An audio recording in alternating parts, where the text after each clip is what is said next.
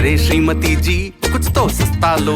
नहीं श्रीमान जी, सब बढ़िया लो। इसमें क्या खास बात है? थोड़े में ज्यादा स्वाद, यही तो है इसकी खास बात। क्या स्वाद है? अरे मेरे राजा, सबका राजा और प्योर मसाला। ये है सीक्रेट रेसिपी MDH का जीरा सिप जल जीरा मसाला। सिप सिप जीरा सिप जीरा सिप MDH का जल जीरा सिप MDH का जल जीरा सिप।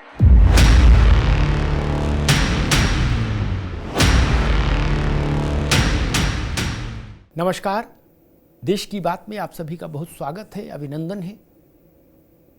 क्या राजनीतिक दल ऐसा चाहते हैं कि हर राजनीतिक दल का एक अपना चुनाव आयोग हो, एक अपनी मतदाता सूची हो?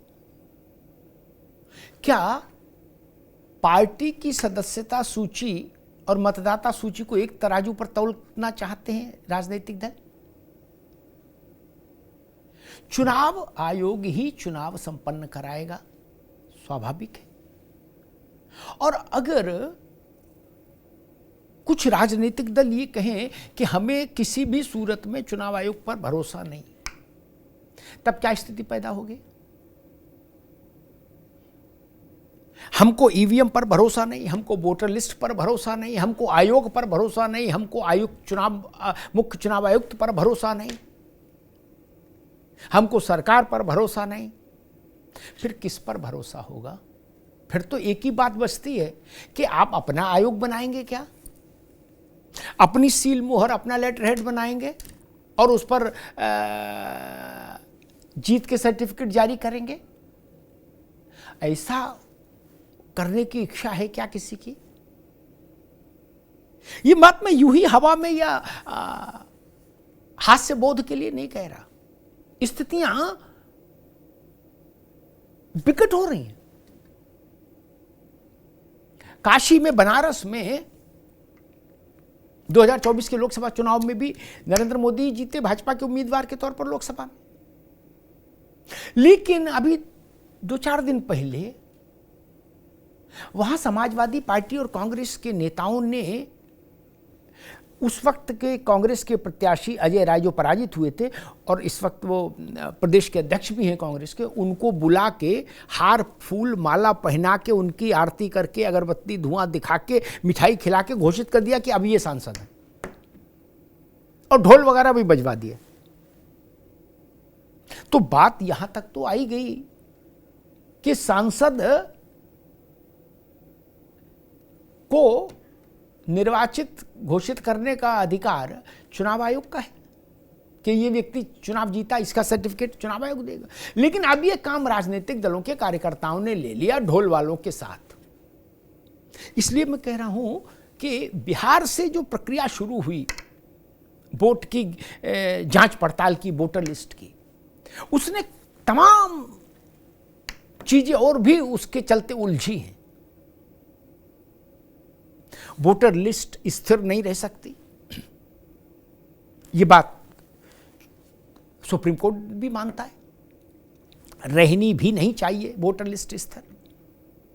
लोगों का एक शहर से दूसरे शहर, एक राज्य से दूसरे राज्य आना जाना सतत प्रक्रिया है। मृत्यु भी सतत प्रक्रिया है। 18 साल की उम्र तक पहुंचने वालों की भी प्रक्रिया सतत प्रक्रिया है। वोटर लिस्ट स्थगन की मुद्रा में कैसे रह सकती है और क्यों रहनी चाहिए? और एक और बड़ी बात कि मान लीजिए जिसे बिहार का विषय, बिहार में नवंबर से दिसंबर के बीच में चुनाव होगा ऐसा माना जा रहा है विधानसभा का। ठीक, सितंबर में 1 सितंबर तक मुझे लगता है चुनाव आयोग बिहार की फाइनल वोटर लिस्ट आउट कर देगा।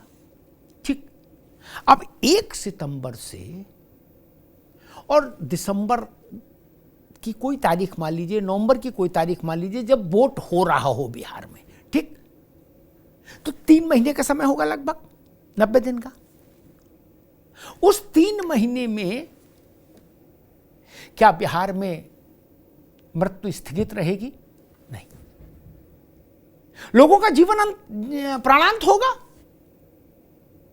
स्वाभाविक एक प्रक्रिया है। उनका नाम वोटर लिस्ट में होगा, लेकिन वो वोट डालने नहीं जा पाएंगे क्योंकि वो शरीर छोड़ चुके। क्या इस 90 दिन में लोग बिहार छोड़कर बाहर नहीं जाएंगे? जाएंगे। जिसको अवसर मिलेगा वो जाएगा। तब क्या होगा? 100% कंप्लीट मतदाता सूची कैसे संभव होगी? किसी के लिए भी, किसी भी तरह के आयोग के लिए कैसे संभव है? एक और प्रश्न खड़ा होता है कि अभी तो चलो लोकसभा चुनाव में हारे हुए उम्मीदवार को सांसद घोषित कर रहे हैं, और मान लो मन की मौज आ जाए और कल को ऐसा हो जाए कि नहीं, हम तो मुख्यमंत्री भी अपना घोषित कर देंगे, और राष्ट्रीय स्तर पर सारे मिलके ये कह दें कि हम प्रधानमंत्री भी अपने घोषित कर देंगे। तब क्या होगा? फिर चुनाव की मर्यादा क्या रहेगी? क्या लोगों के ढोल नगाड़े वालों को जुटा लेने भर से कोई सांसद बन जाएगा? नारे लगाने से कोई मुख्यमंत्री बन जाएगा? नहीं ना। उसके लिए निर्वाचन की एक विधि है, एक प्रक्रिया है, उसकी गरिमा है। ये जो विश्वास का संकट पैदा किया जा रहा है अलग अलग किस्म के नैरेटिव बनाकर, ये व्यक्तियों को नुकसान कम पहुंचाएगा, ये व्यवस्था को नुकसान ज्यादा पहुंचा रहा है। कभी कभी लगता है जानबूझकर भारत की निर्वाचन प्रक्रिया को संदिग्ध बनाने की कोशिश की जा रही है, उसकी विश्वसनीयता पर सवाल उठ जाए, बस यही लक्ष्य है। ये बात नीचे पहुंच जाए कि कुछ तो गड़बड़ है। क्या गड़बड़ है ये नहीं पता, बट है। तो लग रहा है कि कुछ लोगों को लगता है कि फिर मामला ठीक हो जाएगा, कि कुछ तो गड़बड़ है, ये नीचे तक बात चली जाए। ये विचित्र स्थिति है। ये देश के पॉइंट ऑफ व्यू से आप सोचेंगे, राष्ट्र के संदर्भ में, तो ये खतरनाक स्थिति भी है। भारत के चुनाव आयोग की विश्व स्तर पर मान्यता बड़ी है। दुनिया के तमाम देशों के चुनाव कराने वाली एजेंसियां भारत के चुनाव आयोग के अधिकारियों से प्रशिक्षण लेती हैं, और हम अपने घर में ये सिद्ध करने पर बैठे हैं कि नहीं, चुनाव आयोग तो सब फर्जी है, सारा गड़बड़ कर रहा है। और जो लोग चुनाव आयोग को कटघरे में खड़ा कर रहे हैं, ठीक है, चुनाव आयोग के कागजों में भी विसंगतियां हैं, गलतियां हैं, स्वाभाविक है, होंगी। स्केल देखिए कितना बड़ा है, और जिसके में गलती है वो सुधरवा ले। इसीलिए समय होता है कि किसी का फोटो नहीं है, किसी का गलत जन्म तिथि गलत है, किसी का बल्दियत गलत है, तो सुधरवा लीजिए। वैसी स्थितियां तो आधार कार्ड में भी रही हैं। इतनी बड़ी बात नहीं कि हम उसके चलते पूरे चुनाव आयोग को लांछित कर दें, चुनाव की प्रक्रिया को लांछित कर दें।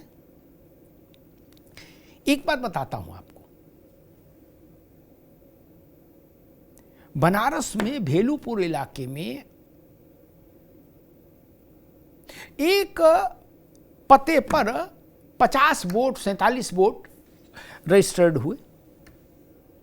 उस वोटर लिस्ट का वो पन्ना कांग्रेस के, सपा के बड़े बड़े नेताओं ने अपने हैंडल से चस्पा किया सोशल मीडिया पर, और कहा एक पते पर 50 लोग, और दूसरा घोटाला ये, पहला तो ये कि एक पत्ते पर 50 लोग क्यों, दूसरा घोटाला ये कि सबकी बल्दियत में पिता के नाम में एक ही व्यक्ति का नाम है। बोले अब तो घोटाला पकड़ लिया हमने, और बड़ा घोटाला है। बाद में पता लगा कि जिस स्थान का जिक्र कांग्रेस कर रही थी, सपा कर रही थी, वह स्थान एक 700 वर्ष पुराना मठ है, हिंदू मठ। वहां छोटे बड़े मिला के 100-150 लोग रहते हैं। फिर बात आई कि एक की 50 लोगों का नाम और उसके पिता के नाम के आगे एक ही नाम, राम कमल दास। कुछ अभद्र लोगों ने कहा कमल खिल रहा है राम कमल दास को लेकर। उनको ये पता ही नहीं या पता भी है तो शायद अनजान बनने रहना चाहते हैं अपने लाभ के लिए, या सनातन और हिंदुत्व को लांछित करने के लिए कि भारत की सनातन की संन्यास परंपरा, मठ परंपरा, मंदिर परंपरा, इसमें शिष्य को, सन्यासी को अपने गुरु का नाम अपने पिता के नाम की स्थान पर लिखवाने की कानूनी तौर पर स्वतंत्रता हासिल है। सन्यास के बाद पिछले सारे संबंध खत्म हो जाते हैं। फिर गुरु है, गुरु ही पिता है। उस व्यवस्था के तहत 50 लोगों के नाम के आगे पिता की वाले कॉलम में राम कमल दास जी का नाम लिखा गया, और इसके लिए चुनाव आयोग के निर्देशों में व्यवस्था है, विधिवत व्यवस्था है कि अगर साधु संत महंत सन्यासी अपने पुराने जैविक पिता का नाम नहीं देना चाहते तो उनको यह स्वतंत्रता है, और यह स्वतंत्रता भी विधिमान्य है, कानूनी रूप से दुरुस्त है कि वो अपने गुरु का नाम अपने पिता के स्थान पर लिखवा दें सरकारी कागजों में। इस पर हल्ला मचा दिया गया। बोले कमल खिल रहा है, बड़े बड़े विद्वान आ गए मैदान में तलवार लेके। बोले 10-10 दिन के अंतर पर बच्चे हुए, ऐसे उम्र का अंतर देख लीजिए लिस्ट में, 72 साल का बेटा है इनका। किसी अभद्र बातें कही गई, उनको मालूम ही नहीं कि ये सनातन की परंपरा है। सन्यास लेने के बाद पिता का नाम नहीं चलेगा, जैविक पिता का, फिर केवल गुरु का नाम चलेगा आपके साथ। इसको भी इशू बनाने की कोशिश की गई। बाद में साधु संतों ने ललकारा, बोले मुकदमा करेंगे कांग्रेस के खिलाफ, सपा के नेताओं के खिलाफ। तो जाके ठंडे पड़े, बैकफुट पर आए। ये क्यों होता है बार बार? और सबसे बड़ा प्रश्न, किसी पर कहीं तो भरोसा करना होगा, नहीं, लोकतंत्र भरोसे से ही चलेगा।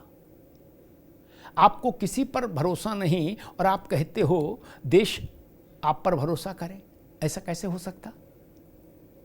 इसी चुनाव आयोग की व्यवस्था से, इसी चुनाव की व्यवस्था से हर पार्टी कभी ना कभी सत्ता में रही है, सीधे या परोक्ष या प्रत्यक्ष रूप से, कि नहीं रही है? रही ना। कांग्रेस तो दशकों रही है इसी व्यवस्था के तहत, इसी वोट प्रक्रिया के तहत।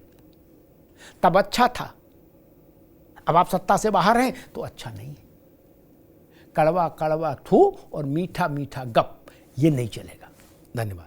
दादी के हाथों का जादू और खुशबू से महकता घर, माँ की मुस्कुराहट और खाने की सुगंध। MDH गरम मसाला, क्योंकि हर रिश्ता है स्वाद से जुड़ा।